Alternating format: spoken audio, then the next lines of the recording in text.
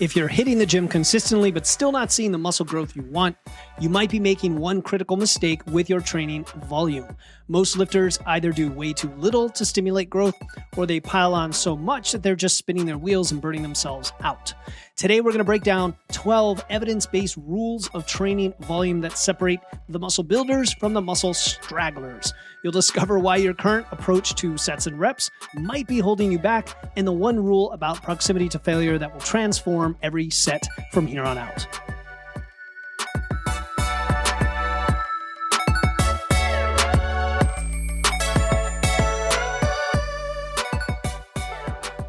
Welcome to Wits and Weights, the show that helps you build a strong, healthy physique using evidence, engineering, and efficiency.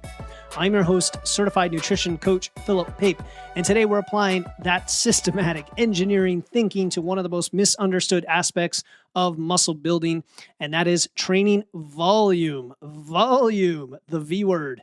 You know, as engineers, as people who like to think through these things, we don't just throw more resources at a problem and hope that it works. We optimize. We find the minimum effective dose that produces the maximum results. And that is what we need to do with your training volume. Whether you're doing too little and wondering why you're not growing, or you're doing too much, wondering why you feel burned out, you're always tired, exhausted. Today's episode is going to give you a framework to dial in your volume for your body, your goals, your lifestyle, and your training. Before we get into those 12 rules, I do want to share something pretty exciting that just happened recently, and that is that we just launched the new Wits and Weights Physique University, and I'm happy to say it's at a far more accessible price point at just $27 per month.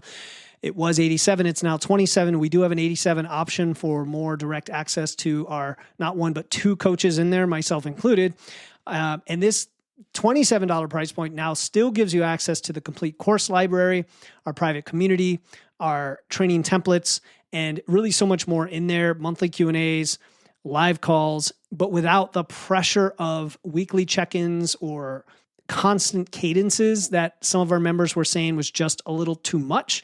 This is for those of you who are looking to get support and get an education to know what to do and how to do it with some kick in the butt along the way, but without it feeling like it's taking over your life.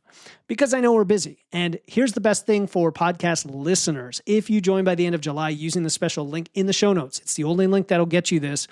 You'll get a custom nutrition plan from me, absolutely free. I think I just butchered my words. That's a custom nutrition plan, which is normally a $47 add-on, but I'm going to throw it in for free and create that for you when you use the special podcast listener link in the show notes. And that's the same plan that I create for my private clients, now available to you in the program. And I'm giving it to you free as a podcast user for early access to the new WWPU launching in August. So you got to take advantage of that by the end of July. Go use the link in the show notes, and we're going to help you build that physique and create the healthy lifestyle you want. So let's talk about training volume. But first, I want to give credit to where it is due, because today's episode was inspired by an excellent and not surprisingly highly thorough, well-researched article called The New Approach to Training Volume by Greg Nuckols at Stronger by Science. Shout out to you, Greg. Greg is one of the smartest minds in the strength and conditioning world. And I'm going to include a link to that article in the show notes because it's completely worth reading. And when I work with folks, when I work with clients, yes, I'm a nutrition coach, but strength training is a huge part of this. And I see the same patterns come up over and again. They come to me confused because they've tried this program, that program, high volume, low volume, maybe German volume training. I don't know, the minimalist routines, everything. And nothing seems to be working for them or working consistently. And that's because I think there's some fundamental principles that govern how volume drives muscle growth. We talk about intensity a lot, about load, weight on the bar. There's definitely a almost dogmatic thinking around intensity versus volume in some circles.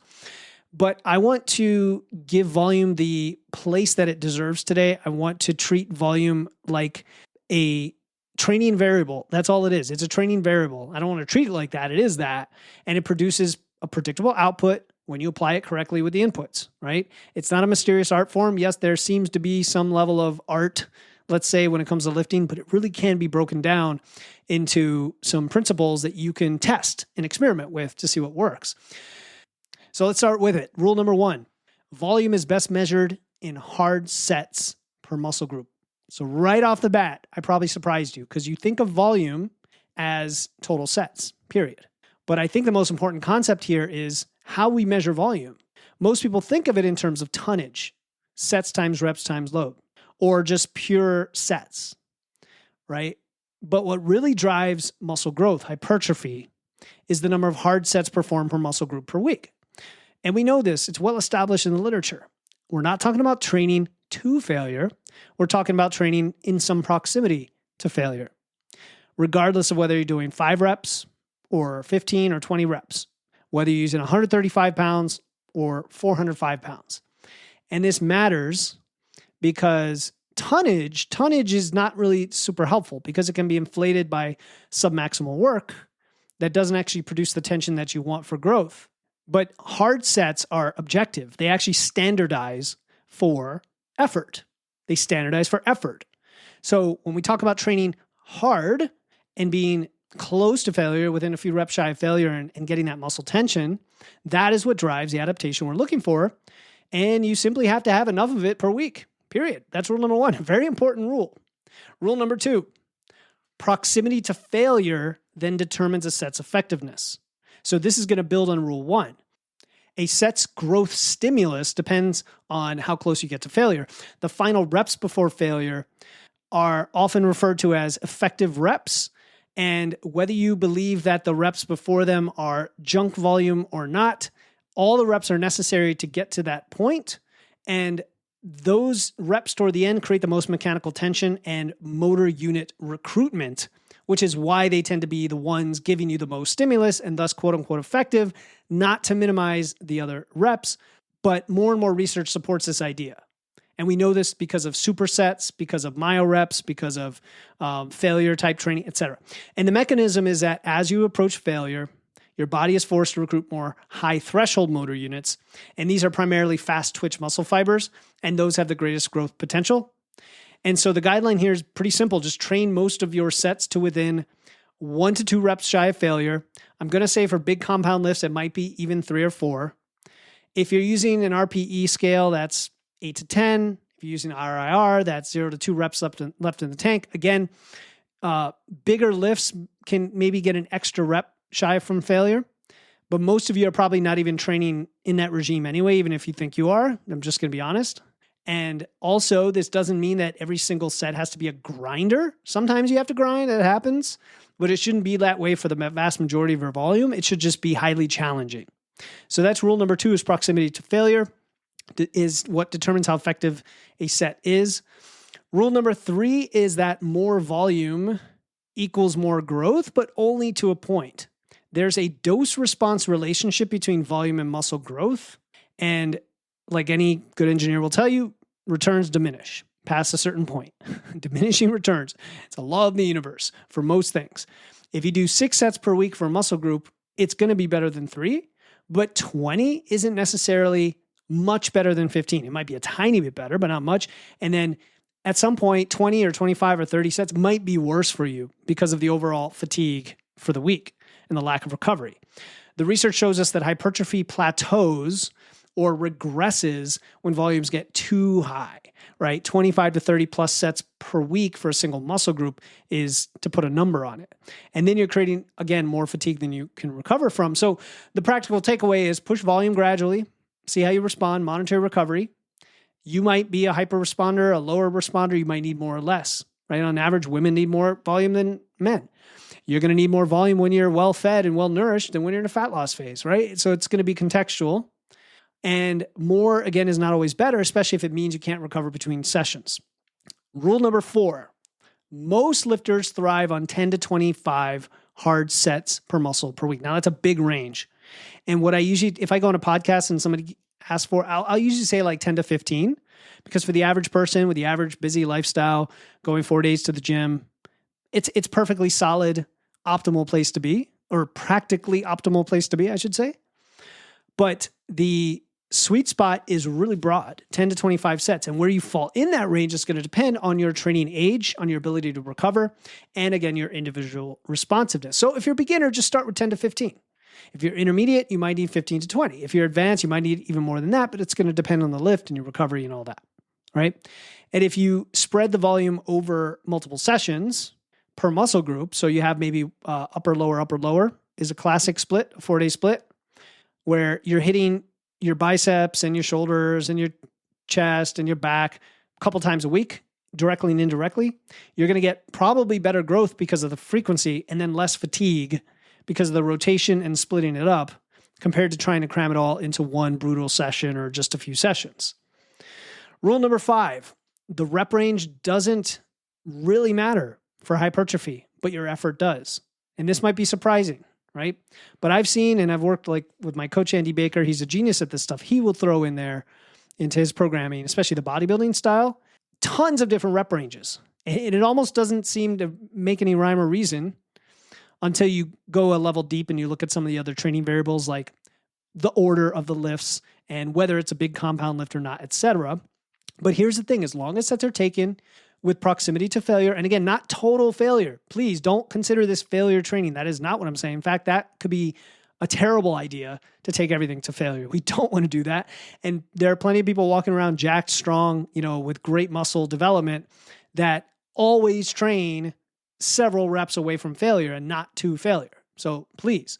But as long as you do that, muscle growth is going to occur across a wide range of reps. And it kind of makes sense based on what we talked about before, whether it's 5 reps or 30 reps, it's getting that tension, right? Getting that motor fiber recruitment. Research from Schoenfeld, great guy I like to reference all the time, shows that hypertrophy is pretty much the same, whether it's low rep, doing 3 to 5 reps, or high rep, doing 25 to 35, when both groups trained close to failure. And so a practical way to do this is use lower reps for compound movements, higher reps for isolation work, and it balances fatigue management with things like joint stress and systemic stress, systemic fatigue, central nervous system fatigue. So the rep range isn't as important as we think, guys. That's my point. But the effort's really important. Rule number 6, strength gains are load specific.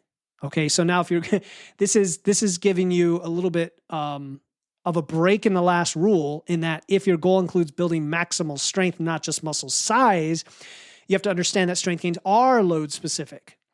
If you want to build maximal strength, you have to lift heavy loads, probably in the 1 to 6 rep range. Referring to my episode, Strength versus Hypertrophy, we talked about roughly 65% of your max and higher gets you into that strength regime, which then by definition gets you into these lower reps. And that's going to improve your neurological or neuromuscular adaptation, which is like the coordination between and within your muscles that connects to your nervous system and your brain, and your movement patterns. So if you're focused on both hypertrophy and strength, you're going to want to have a mix of the two. And that's why I like methods like top set back off, where you start with a heavy set in, say, 4 to 6, and then you drop the weight, 10% maybe, and then you go, 8 to 10. And that's where you then accumulate volume. I've run several programs that were set-based, that were volume-based, that did a great job of going sub-maximal to accumulate the volume, and then going heavy to push up the numbers and the strength peak, right? And that's this philosophy. All right, so just a quick break here. We're talking about programming a lot. We're talking about strategically thinking about how you lift. We're talking about principles. This is what we teach inside Physique University. And that's why I think it's so important. We get into the nitty-gritty of each of these separately and in chunks that are easy to digest and think about. And the new tier I just talked about at $27 a month is going to give you access to not only the training templates that apply these principles, but the whole course library that breaks down the science behind these decisions. And of course, access to me and our other coach and the community. And remember that podcast listeners get a custom nutrition plan free if you join by the end of July. Please take advantage of this. It'd be silly not to at the new low price and getting that for free. Use the link in the show notes. People pay a lot more for this stuff, and you're getting it as part of a community because I want it to be accessible and affordable. So check that out. Wits and Weights Physique University, $27 a month, free nutrition plan if you use the link in the show notes. All right, let's get to rule number 7, which is to periodize volume over time for long-term gain. So you want to periodize your volume. Well, we've heard of periodization before. We talk about that in the nutrition context. But when it comes to muscle building, it's not going to be a line. It's not going to be a straight line. You're not going to just grow linearly and, pack on 2 pounds of muscle a month forever. Well, a week would be nice. A month forever. And then training shouldn't be linear either. Once you get past the novice linear progression, which even itself isn't always perfectly quote unquote linear, right? Because the load doesn't necessarily go up the same from session to session. Your tolerance for volume is going to improve with time. The more you practice the movement patterns, the more tolerance you're going to have. So your body's going to change into a different beast than it was in how you handle volume and how it benefits you. And so cycling between higher and lower volume blocks is going to enhance your adaptation and prevent your burnout. I do this myself. I go between a undulating, periodized, set-based program where I'm packing on lots and lots of submaximal volume, and then I'll switch over to a very minimalist kind of strength program and everything in between, hypertrophy blocks, etc. So this would be like if you did 6 weeks at a pretty high volume, 18, 20 sets a week, and then you switch to, 6 weeks or 8 weeks at much lower reps, much lower volume, but you're going heavy, and then you're pushing the numbers. And this is going to alternate between the strain you put on your joints, the fatigue you feel physically, mentally, allows your body to adapt properly. I was going to say super compensate, but that word is very loaded today, so I'm not going to use that word. But you can adapt and hit weak spots, improve movement patterns, improve hypertrophy, improve strength, improve all of it. Rule number 8, your recovery capacity is going to determine your volume ceiling. This is super important. This is where the engineering piece comes in of you've got to figure this out through testing and measuring. Volume is only productive if you can recover from it. And your ceiling depends on your resource stack, your metabolic stack. What is that? That's sleep. That's nutrition. That's carbs. That's your stress level. Yes, even your age. Yes, even your training history, your injury history, etc. All of that stuff stacked on top of each other is your recovery capacity. Even your genetics, even your gender. Because again, I said before, on average, women tend to recover better than men and need more volume. In this context, not everything, because women tend to do other things like too much cardio, et cetera. I'm not going to get into that. I want you to watch for the warning signs of what we call overreaching. Okay. None of you have to worry about overtraining. It's just not going to happen. But overreaching, this is where you have soreness that's persistent. It doesn't go away. This is the poor sleep. You never feel like you can get enough. This is where you don't feel motivated, right? So mentally you're not there. Your performance regresses. Okay. And if you see any of these signs, your volume has exceeded your recovery capacity. And of course, it's going to get exacerbated when you are depriving yourself of calories. And maybe you're doing it on purpose in a fat loss phase, or maybe you're doing it because you're not quite confident yet in how to eat and how much to eat, or you don't know what your metabolism is. And so you're under eating without realizing it. Even if you're not losing weight, you still could be under eating. So what you want to do here is pick a baseline that's reasonable, and then increase your volume gradually and assess your recovery. Measure your biofeedback, measure your energy, your recovery. You could just use a 1 to 10 scale and say, what am I this week? Am I a 3? Am I a 7? Am I a 6?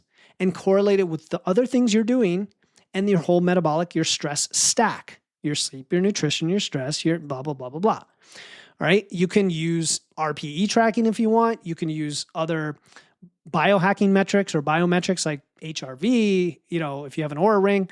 You could just use subjective scores like we talked about with the biofeedback. Really up to you. In Physique University, we have what's called a biofeedback and physique tracker, and it has a bunch of these laid out for you with a drop down for scores, and it's lined up with your measurements. So you can kind of track week after week how these are trending against all the other things, and then voila, you understand your recovery capacity. All right, rule number 9 out of 12. Junk volume sabotages progress. Now, I was hesitant to even use this word or this phrase, but I'm going to define it. And I think in this definition, it is a real thing. And that is sets that are too easy, sets that are too far from failure, or sets that are poorly executed, that all they're doing to you is they're adding fatigue without giving you the benefit of the adaptation. Notice that I said sets. I didn't say reps, because I don't believe there's junk reps. I think even if you're doing 20 reps, the first 10 reps aren't junk. There's a benefit to those. Whole different topic for another day. I'm talking about sets. If you do a set that is just too easy, and I'm talking far submaximal or nowhere close to failure, and unless that was your intent for some other reason, other training variable like speed work, for example, it's not going to give you a benefit, right? If a set is poorly executed, even if it feels hard, it's not going to give you a benefit because you're probably compensating, or you're going to twinge or tweak something. You're going to injure yourself. You're not going to get the direct benefit you're going for, right? And that's a problem too. And that could even come from loading up too heavy, like beyond what you could actually handle right now in ego lifting. Every set should have a purpose, right? Get rid of those filler sets that aren't doing it for you, right? If your program calls for 4 sets and 3 of those sets are junk, you're probably better off with 2 really hard sets, or a hard top set and a hard back off set. In fact, I like it for that reason for many people. It saves time and it gives you the mental fortitude to push toward failure because you know it's only 2 sets and it's 2 different weights. It's a great strategy, guys, if you want to try it, right? And remember, the warm-up sets, that is just for preparation and warming up. That's not for accumulating the volume. The volume comes to the working sets.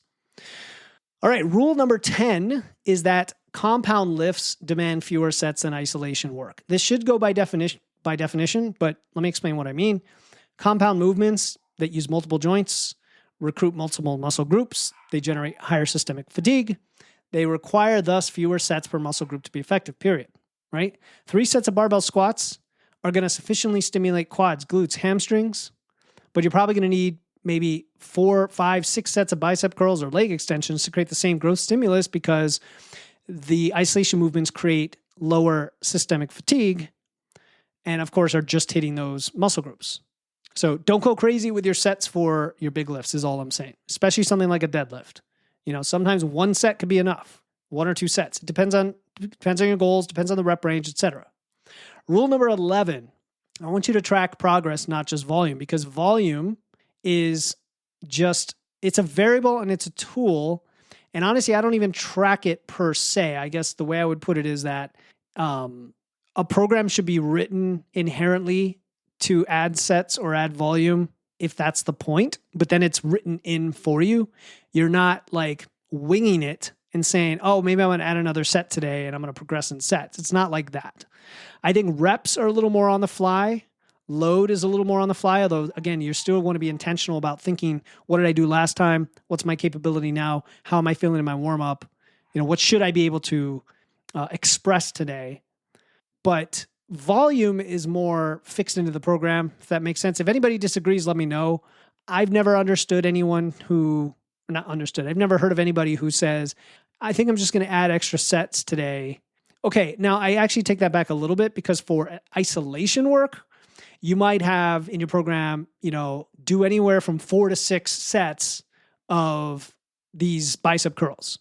And then it's kind of a choice, right? But even then, I would recommend picking one and sticking with it as you progress for the next block, right? Like if it's 4 to 6 in your program, pick one, like 5, and do 5 every time. This is in contrast to a set progression-based program that says, okay, we're going to go 3 sets and 4 sets and 5 sets. Then we're going to reset at a higher load and go 3 sets and 4 sets and 5 sets. That's different. So yes, you should probably limit adjusting one variable at a time. And that's usually load or reps. It could be both. It's rarely, I'm going to say volume, but you will adjust volume over longer blocks of time. And you will also be trying to get better at doing hard sets. That can definitely, I'll say, progress. And when you move to a new movement, let's say 6 weeks later, you rotate out a movement, it is not uncommon that first session, you're not quite optimal. And so you're going to become more efficient the next few sessions. That makes sense. All right, rule number 12, the last rule for today is that volume is individual. You have to experiment and adjust. There is no one-size-fits-all number for volume. There just isn't. I don't care. Look at all the research, and it's all over the place. Genetics, muscle fiber type, lifestyle, stress, food, all the things we talked about influence your volume tolerance and needs, and your own volume ability will change with your training age, with how you've trained, with your fatigue, etc. Fat loss, muscle building in terms of your diet. So start with the guidelines I've given you today and then tweak it and test it. If you're trying to figure out what volume works for you and you have a range like we talked about, if there's a 4 to 6, start at 4. Start at 4 and then do that a couple weeks. Then go to 5, see how that makes you feel. Then potentially go to 6, right? And see where it goes. If I don't know, if you get a better pump, if the soreness is manageable, if your lifts progress, you feel like you're in the sweet spot, great. That's where we're trying to get to. Now, there's a really cool concept in the research called volume landmarks. Not sure if you've heard of this. And research suggests that there are 3 of these: your minimum effective volume, your maximum adaptive volume, and your maximum recoverable volume. And this is a more advanced thing. I'm just going to touch on it real quickly, but this has to do with periodizing your training. Your minimum effective volume is the smallest amount that produces growth. Your maximum adaptive volume is that sweet spot where you get the best gains, right? So it's a higher volume than your minimum, and it gives you the most gains. But then your maximum recoverable volume is the upper limit before you start going backward. So the magic here happens when you can identify those landmarks for you. So it's really just the range and the sweet spot in the middle, right? What's the lowest? What's the highest? What's the sweet spot in the middle? And then you can push up toward that maximum to get even more gains, but with diminishing returns if you have a high recoverability. Conversely, if you have a low recoverability, you might need to get closer to your minimum effective volume, like, for example, a fat loss phase. It's pretty cool when you can kind of identify that and intuitively fill it out over time. So training volume, I don't think it has to be this mysterious, complicated thing that requires years of trial and error and being a master programmer to figure it out. I think your body's going to tell you what's going on. And I think you can't jump all over the place. You have to be systemic and take your time and be patient. Stick with one thing for a while. Document what's going on. Change a variable. Try it again. Whether it's your frequency or the volume. And just be an engineer about it. You have inputs, you have outputs, you have feedback mechanisms. Use them systematically. And you're going to be good. You're going to be good. But if you need help, that's what other people are for. And you know what? Having people to lean on, to get form checks, to talk about programming, accelerates your results. So definitely join us in the new Wits and Weights Physique University. Again, just $27 per month. That's a steal. You get access to training templates, the principles, lifting lessons. You get all the stuff on nutrition, our whole course library. I mean, there's a lot of stuff in there, guys. I don't even want to overwhelm you, but there are courses on macros, on metabolism, on calories, on menopause, on mindset. I'm working on a couple courses on how to use AI and how to set up your nutrition phases. There's just more and more coming in with lots of great people in there. Super smart, trying to help each other out. And don't forget that you as a podcast listener get a exclusive bonus today of a custom nutrition plan absolutely free instead of paying the add-on if you join by the end of July and use the special link in the show notes. If you want to stop guessing, if you want to get clarity on all this stuff, join us. We'll help you out. Until next time, keep using your weights. Actually, keep using your wits, lifting your weights. And remember that volume without intelligence is fatigue. But volume with the 12 rules I talked about today is how you get some serious muscle growth. I'm going to talk to you next time here on the Wits and Weights podcast.